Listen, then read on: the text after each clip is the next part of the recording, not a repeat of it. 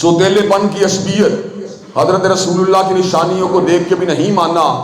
آپ کے پیغام کو دیکھ کے بھی نہیں ماننا،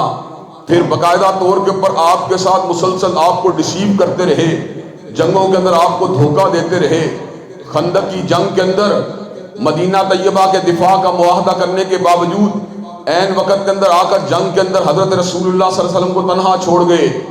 آپ کے کھانے کے اندر زہر کو ملایا گیا، آپ کے اوپر جادو کا وار کیا گیا، آپ کے ساتھ مختلف طرح کی سازشیں کی گئیں، یہاں تک کہ بہت سے یہودی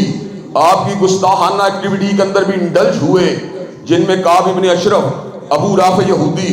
اور دیگر بہت سے یہودی سرکردہ لیڈر شامل ہیں،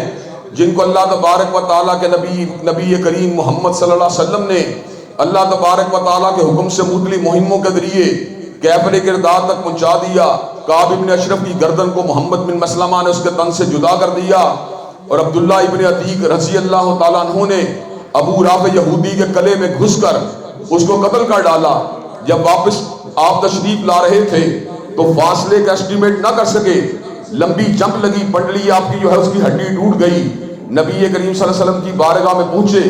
نبی مہرباں حضرت محمد کریم صلی اللہ علیہ وسلم نے آپ کی پنڈلی مبارک پر اپنے دست اقدس کو پھیرا، ہڈی یوں جڑ گئی جیسے کبھی ٹوٹی ہی نہ ہو۔ تو اللہ تبارک و تعالیٰ نے یہود کے ساتھ جو ایک جنگ و جدل کا سارا معاملہ تھا، جہاد کا معاملہ تھا، اس کو زمانہ رسالت ہی کے اندر اس کا اجرا فرما دیا۔ خیبر کا قلعہ یہود کا بڑا مشہور قلعہ تھا،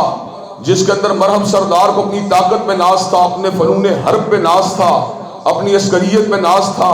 لیکن اللہ تبارک و تعالیٰ نے حضرت رسول اللہ صلی اللہ علیہ وسلم کے داماد اور آپ کے قریبی ساتھی حضرت علی المرتضیٰ کے ہاتھ میں فتح کے علم کو تھما دیا۔ آپ نے مرہم کی گردن کو تن سے جدا کر دیا، خیبر کے قلعے کو گرا دیا اور اللہ اکبر کے نعرے کو لگا دیا۔ اس وقت سے لے کر آج تک یہود کے دل میں جو مسلمانوں کی عداوت ہے، اللہ تبارک و تعالیٰ نے اس عداوت کو سورہ مائدہ کا حصہ بنا دیا اور اس امر کا اعلان فرما دیا کہ اہل ایمان کے سب سے بڑے دشمن روئے زمین پہ اگر ہوں گے تو یہودی ہوں گے۔